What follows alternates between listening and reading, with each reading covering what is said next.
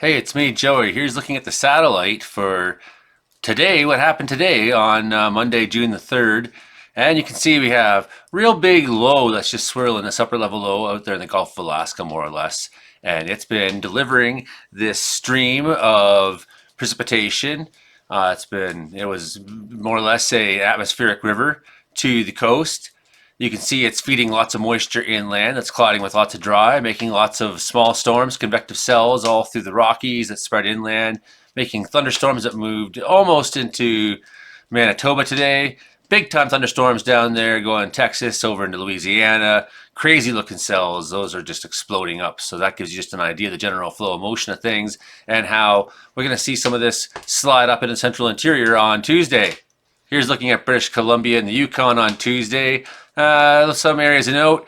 Up in the Fort Nelson area, sort of a mixed precipitation, maybe a bit of hail, and 15 to 25 millimeters up there. So Caribou, we're looking at wind events, 70 to 80 clicks an hour. So thunderstorms in the Caribou could produce some sorts of wind. That's something to be wary of. Here's the graphical area forecast.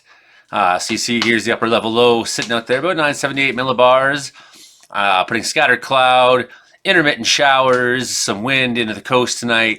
And he's got that cold front that's kind of pushing up against sort of what is more or less a warm front.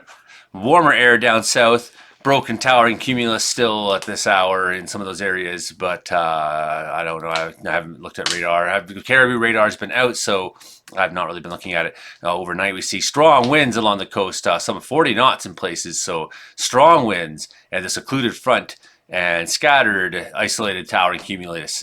So that is threat starting in the morning, and we'll see as we go into in time for Tuesday morning. You can kind of see why the Caribou will be an area and north, and already in the morning, risk a thunderstorm up in the Fort Nelson area, more or less. Looking at significant weather, that low moving through Alberta, low that's moving sort of into northern Ontario. Kind of see how that's moving through as we click through the graphic. Now we see some of our mess sort of starting in British Columbia in the morning, and here's looking ahead.